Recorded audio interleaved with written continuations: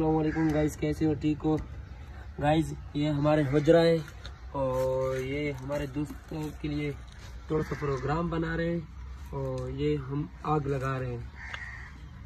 आग नहीं लग रहे हैं, पता नहीं।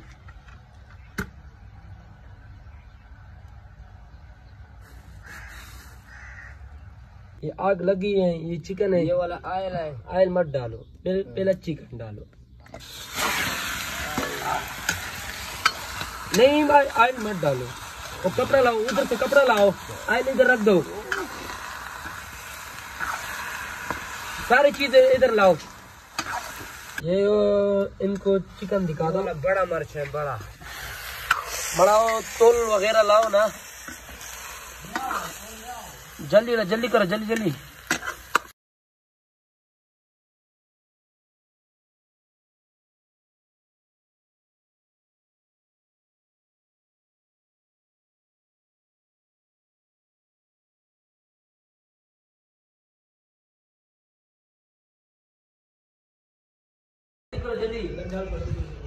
आ जाओ, बैठ जाओ उधर रख दो। इधर जूम कर दो ना, कैमरा जूम कर दो। ये लोग बैठ जाओ।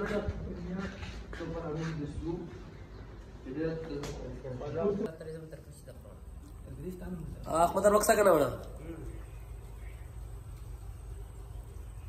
बात है।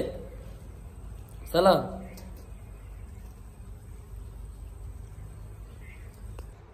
इस चैनल को लाइक करो, सब्सक्राइब करो और लोगों को शेयर करो जरूर।